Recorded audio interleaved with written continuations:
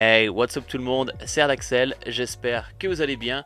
Aujourd'hui, vidéo bilan lecture du mois de mars, j'ai lu un peu plus de 20 tomes, j'ai fait une grosse relecture, j'ai lu une série complète et puis après j'ai fait quelques découvertes. On va commencer avec ma relecture du mois de mars. Pour moi, c'est la plus belle édition qu'il existe. On va parler de l'édition Deluxe de Berserk en édition anglaise. Et regardez-moi, pour les gens qui la connaissent pas, on est sur un format avec une couverture rigide en cuir. J'adore l'écriture avec ce rouge brillant, avec la marque au milieu comme ça en relief aussi. Les dos sont juste super beaux. Franchement, je trouve que cette édition elle est magnifique. Elle coûte cher, parce qu'on est aux alentours des 40-45 € selon le tome. Des fois sur Amazon, ça coûte un peu moins cher. Mais franchement, avec un manga comme Berserk, moi c'est mon objectif numéro 1 pour 2023, c'est de finir Berserk, en moi tout ce qui est sorti actuellement. Et franchement, je trouve que sur une édition qui est comme ça, une grosse édition, je vous donne un exemple avec un autre manga au niveau de la taille. On est vraiment sur une grosse édition. Et avec la qualité des dessins de Berserk, et bah franchement, ça lui rend tellement hommage. Mais regardez-moi ça. Avec ces noirs tellement intenses, c'est juste les dessins. Sur un grand format, c'est juste magnifique.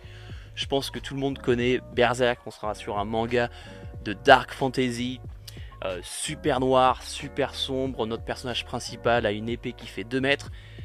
Franchement, voilà, j'ai lu les 3 premiers. Parce que du coup, pour les gens qui ne le savent pas, dans l'édition Deluxe, en fait, il y a 3 volumes par volume. Donc là, du coup, il y a les 3 premiers. Et franchement, Berserk, c'est juste une claque. J'ai tellement hâte de le découvrir. Franchement, si vous ne l'avez pas encore fait, faites-le. C'est incroyable. Si vous avez la chance, comme moi, de parler anglais, bah franchement, faites-vous plaisir. Même si ça coûte cher, franchement, je trouve que cette œuvre est tellement unique et cette édition est tellement magnifique que franchement pour 40-43 balles, même si ça coûte cher, franchement, mais ça pour moi ça en vaut tellement la peine. Imaginez avec les, parce qu'actuellement il y en a 11 qui sont sortis, 11 comme ça à côté des uns des autres, franchement ça rend super bien. Donc voilà, donc ma relecture du mois de mars a été Berserk, les 3 premiers volumes, et franchement trop bien et j'ai hâte de continuer. On va continuer avec une autre pépite. J'ai fini Tokyo Ghoul Re, j'ai lu du volume 12 au volume 16. Regardez-moi à quel point le volume 16 est fat comparé à un volume classique. Franchement, Tokyo Ghoul Re, j'ai adoré, j'avais surkiffé Tokyo Ghoul, franchement.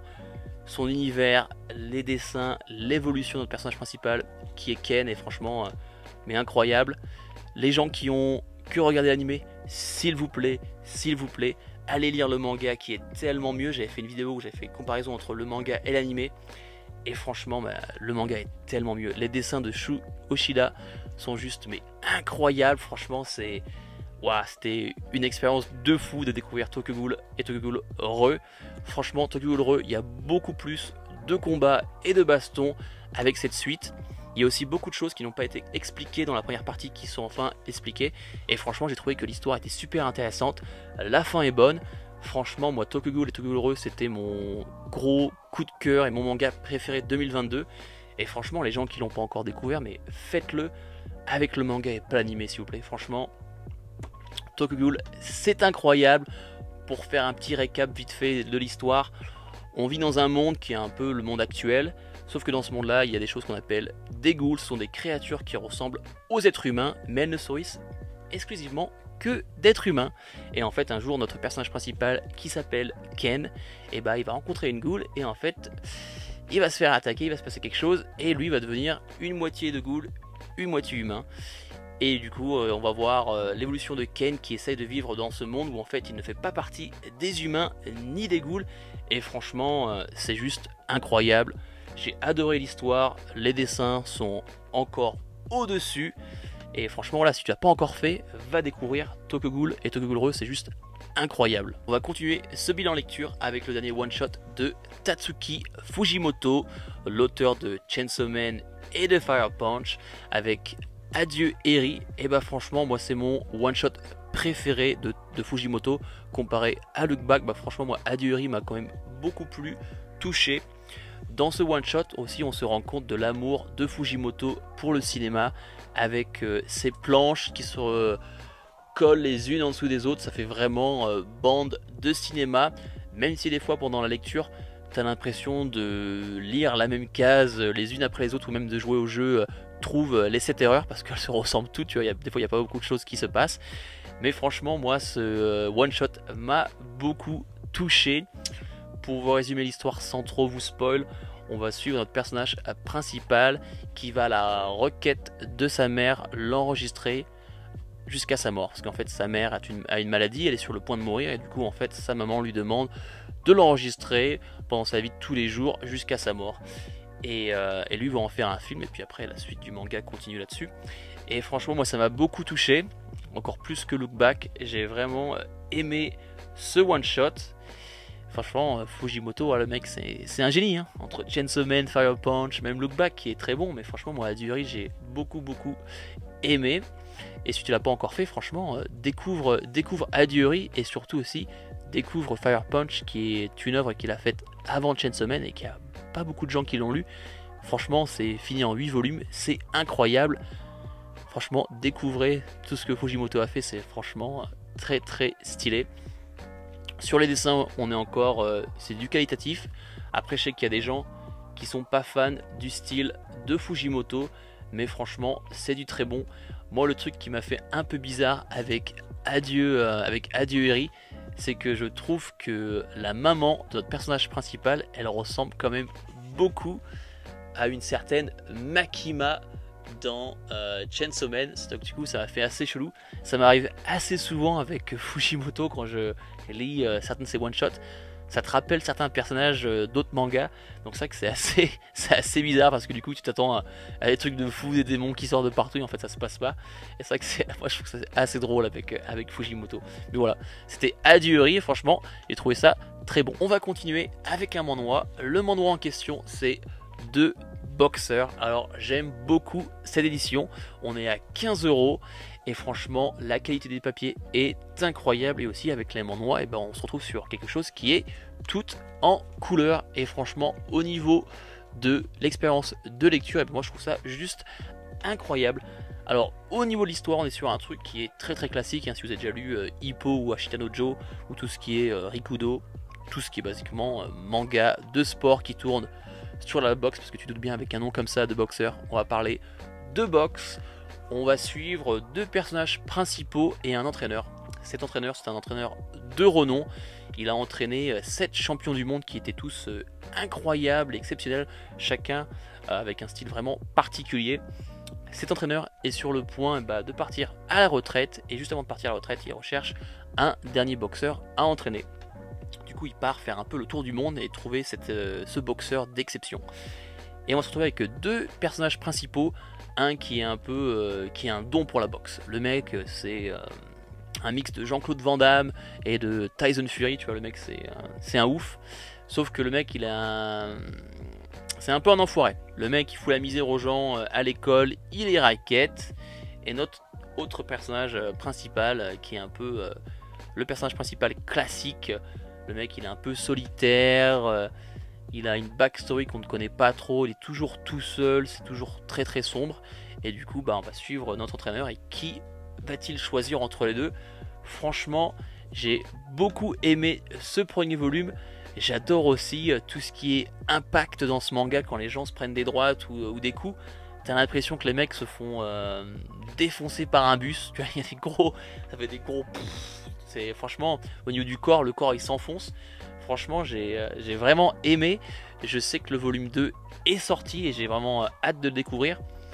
Aussi, cet auteur a fait un autre manhwa qui s'appelle Horizon. Je ne l'ai pas avec moi, mais je l'ai déjà lu. C'est aussi très bon, et ça je vous le présenterai dans l'achat manga du mois d'avril.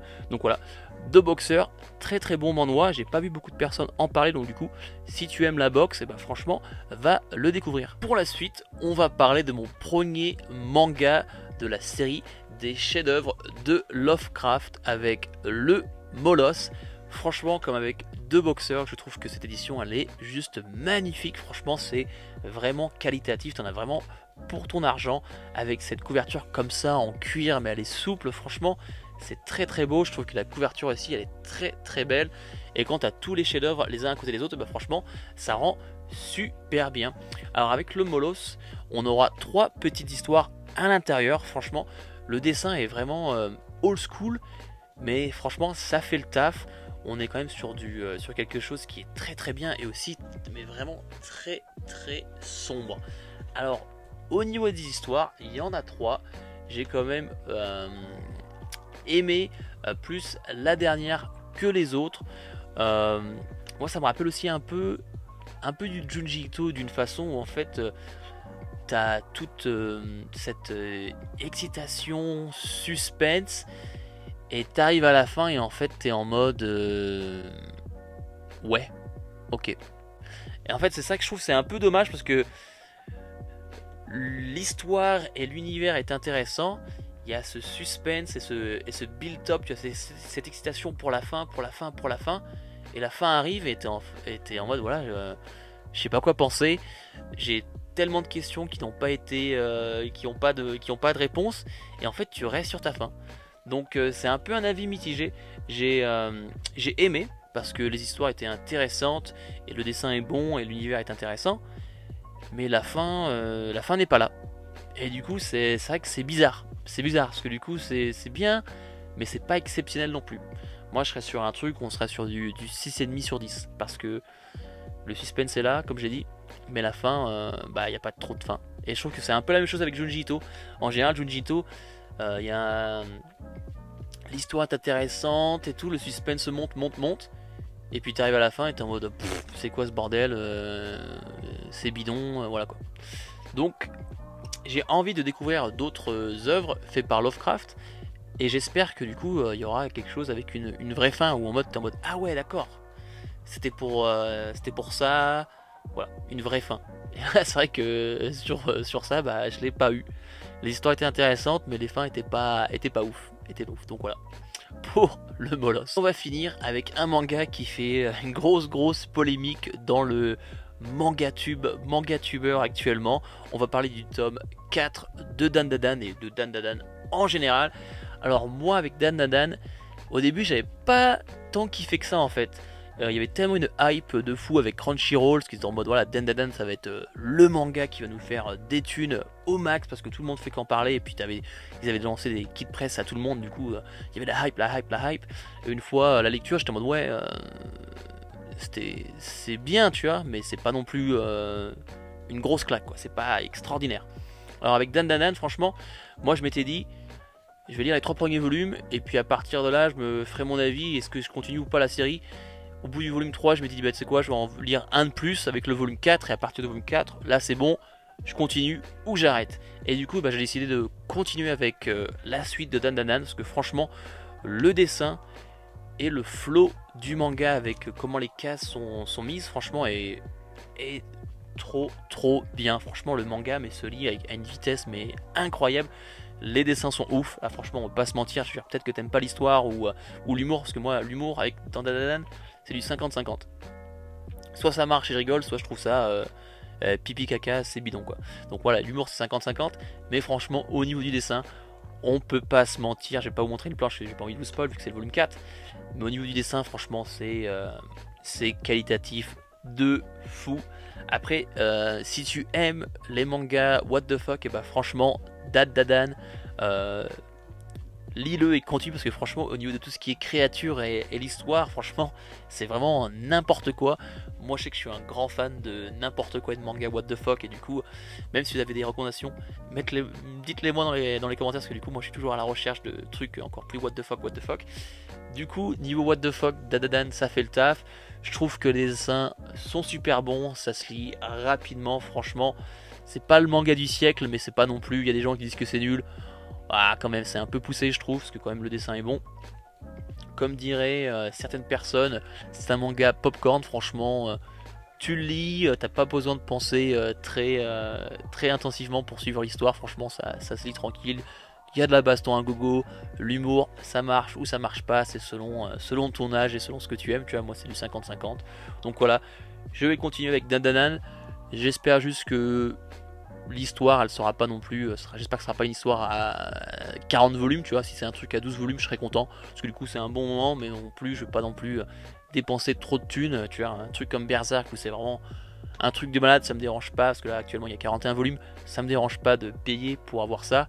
Là ça me ferait un peu chier d'avoir 40 volumes. Par contre si c'est fini en 12, c'est bien. C'est un bon truc qui se lit bien, c'est facile, les dessins sont bien, donc voilà. Dan, tiens d'ailleurs, dis-moi dans les commentaires ce que t'en penses de Dan. Je veux savoir, est-ce que vous aimez, est-ce que vous aimez pas, parce que c'est intéressant. Parce que moi quand je en parle avec mes potes, l'avantage avec Dan c'est soit tu aimes pas. Donc dites-moi dans les commentaires si vous aimez Dan. Voilà, c'est la fin de la vidéo. Merci à toi si t'es là jusqu'à la fin, comme d'habitude. Aime la vidéo, commente, abonne-toi à la chaîne si t'es pas encore fait. Merci à tous ceux qui sont abonnés récemment avec la dernière vidéo Hachamanga qui a explosé. Enfin YouTube a décidé de me mettre en avant parce que ça faisait quelques mois, quasiment un an que je galère à avoir des vues et enfin ça commence à fonctionner doucement, donc je suis super content. La prochaine vidéo, c'est la vidéo où j'avais demandé de me recommander des mangas et je dirais les 5 premiers chapitres. Du coup là je crois que j'ai une dizaine de recommandations, donc du coup ça fait quasiment 50 chapitres à lire. Du coup dès la fin de la vidéo je vais commencer la lecture parce que du coup elle sortira la semaine prochaine si tout se passe bien, donc on croise les doigts. Merci à vous et c'est la fin de la vidéo. C'était Erdacel, on se voit à la prochaine vidéo. Peace.